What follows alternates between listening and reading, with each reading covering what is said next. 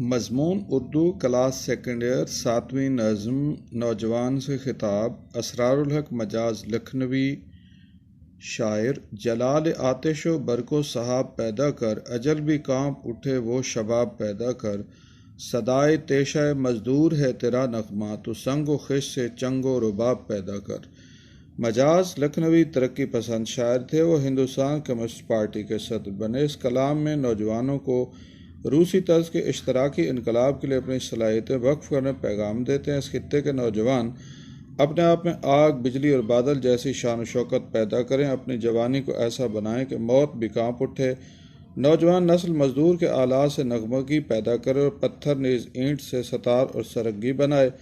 عام موسیقی میں کھو جانے کے بجائے ابلاغ نظریات پہ توجہ مرکوز کی جائے۔ بقول شاعر محبت مجھے ان نوجوانوں سے ہے ستاروں پہ جو ڈالتے ہیں کمند۔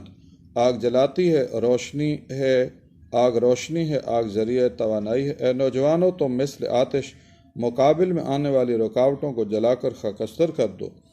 روشن فکری سے قدامت پسندی کا خاتمہ کرو۔ عہد جدید کی جدیدیت کو اپناؤ، اپنے من میں جرأت و ہمت پیدا کرو اور لوگوں کے دلوں کو سرخ انقلاب کے لیے گرماؤ۔ بجلی جلاتی ہے، بجلی روشنی ہے، بجلی تیزی ہے، بجلی توانائی ہے۔ اے نوجوانوں تم مثل برق انقلاب کی راہ میں حائل رکاوٹیں جلا کر راکھ کر دو۔ نصب العین کے لیے جد و جہد کرو، بے محنت پہم کوئی جوہر نہیں کھلتا، روشن شرر تیشہ سے ہے خانہ فرہاد۔ 1917 میں روس میں کمیونسٹ انقلاب آیا جس کا مقصد استحصال اور امتیازات کا مٹانا تھا۔ اس کے داعی کسان، مزدور اور غریب آدمی کے حقوق کی بات کرتے تھے۔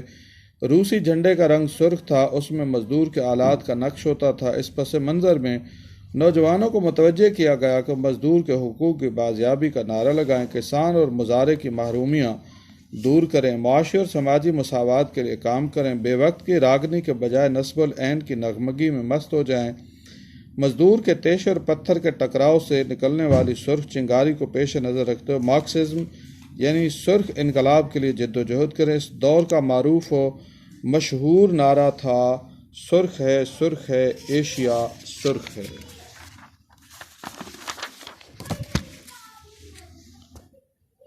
روشن خیالی کو اپناؤ، تبدیلی کے لیے برق رفتاری سے آگے بڑھو، دلوں میں حصول حقوق کی تڑپ پیدا کرو، آتش و برق کی سرخ رنگت کو پیش نظر رکھو، سرخ انقلاب کے لیے جد و جہد کرو۔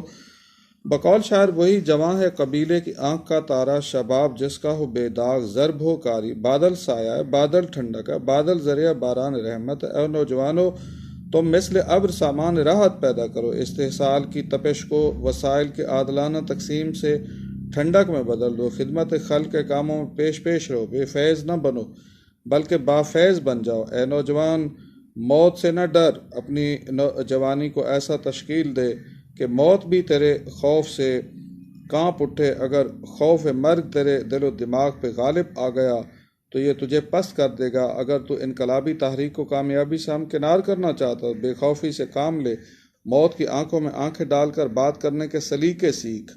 وہ مرد نہیں جو ڈر جائے حالات کے خونی منظر سے، جس دور میں جینا مشکل ہو اس دور میں جینا لازم ہے۔